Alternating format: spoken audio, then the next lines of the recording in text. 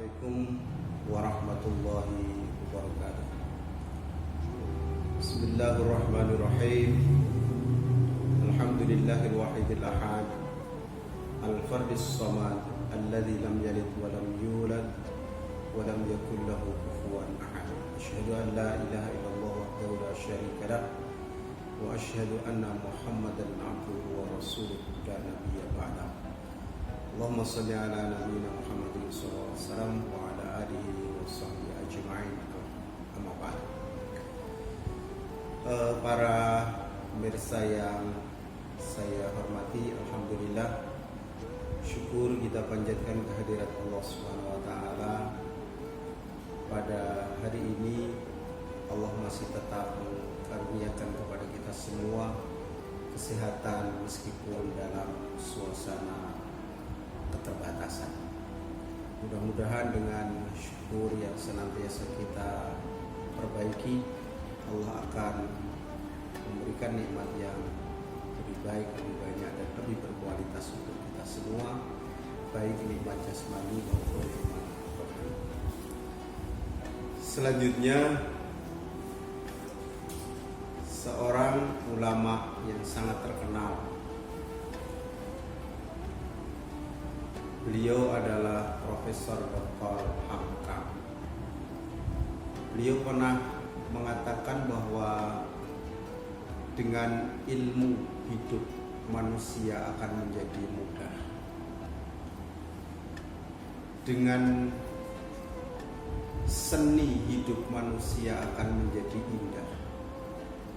Dan dengan agama hidup manusia akan menjadi terarah. Tiga hal itu sekarang sudah menjadi kenyataan.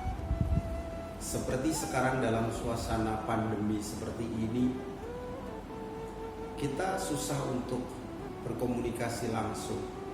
Tapi dengan sains, dengan teknologi modern, kita tetap bisa menyampaikan pesan-pesan melalui jejaring sosial, melalui daring dan seterusnya, sehingga tidak ada hambatan kita di dalam berdakwah, di dalam menyebarkan ajaran Islam.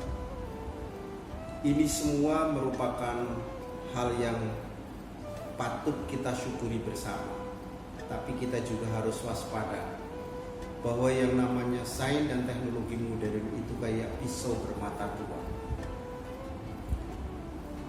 Pisau bermata dua itu bisa untuk memotong kue, tapi bisa juga untuk memotong tangan, memotong leher.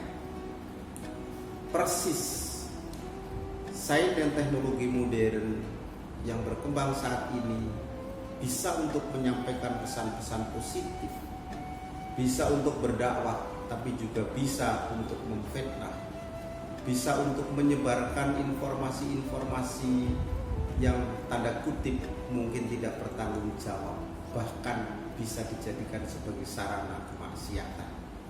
Maka kita mesti harus bersyukur sekali lagi, dengan ilmu ini hidup kita menjadi mudah.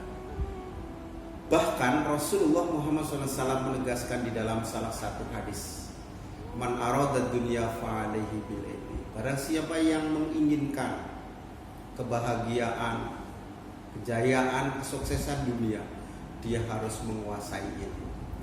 Wa man aradal akhirah fa'alaihi bil ilmi. Barang siapa yang menginginkan kejayaan, kesuksesan di akhirat, dia juga harus menguasai ilmu. Wa man aradahuma fa'alaihi bil ilmi. Dan barang siapa yang menginginkan keduanya, juga harus menguasai ilmu keduanya. Yang kedua, ini pendengar atau pemirsa yang saya hormati, bahwa dengan seni manusia itu bisa menjadi indah. Kita lihat bahwa kenyataan sekarang ini yang namanya seni, kalau dulu itu orang alergi terhadap seni. Mohon maaf, dulu orang-orang Muhammadiyah sendiri dengan seni itu kurang begitu tertarik. Tapi seni itu bisa menjadi keindahan, untuk menyampaikan berbagai hal. Ada seni berpidato, ada seni bela diri, ada seni mengajar. Bahkan Profesor Mukhtar Yahya itu menulis sebuah buku judulnya Fanut Tarbiyah, seni mengajar dan seterusnya. Jadi dengan seni itu manusia akan menjadi indah.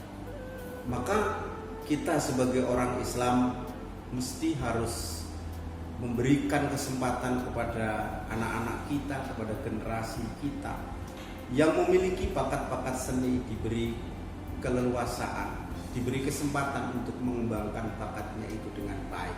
Kita tidak boleh negatif thinking terhadap seni, karena dengan seni itu pesan-pesan dakwah bisa tersampaikan. Bukankah kita semuanya tahu bahwa pesan-pesan dakwah Kiai Dahlan yang dulu cukup lama disampaikan sekarang difilmkan lewat seni. Dengan sang pencerah itu kita semua menjadi paham betapa indahnya seni. Dan yang terakhir, bahwa dengan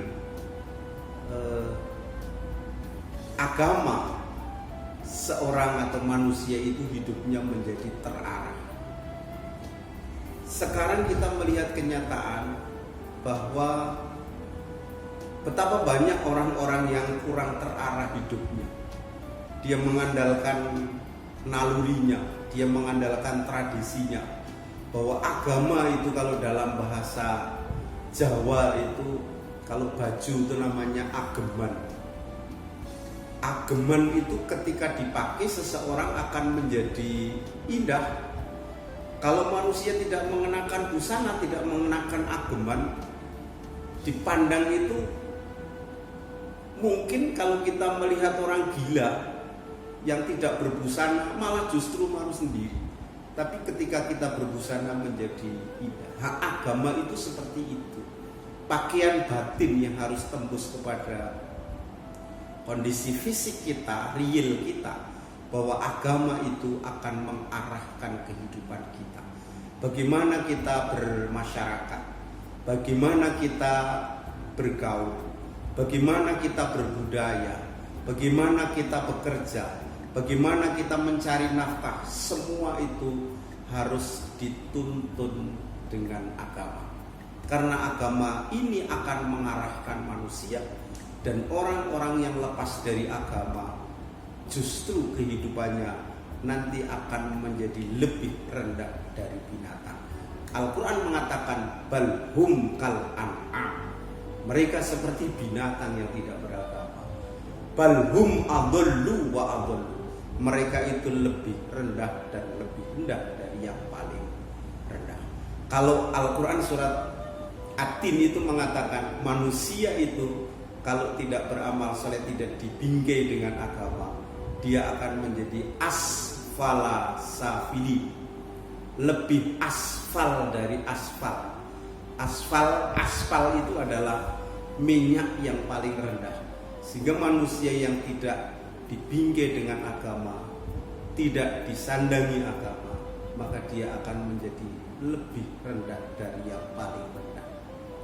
Mudah-mudahan Allah menghiasi kita dengan ilmu, dengan seni, dan dengan agama, sehingga hidup kita mudah, hidup kita indah, dan hidup kita terarah. Demikian yang bisa saya sampaikan, mudah-mudahan bermanfaat. Kurang lebihnya mohon maaf. Billahi hidayah wa taufik. Waridul inayah. Assalamualaikum warahmatullahi wabarakatuh.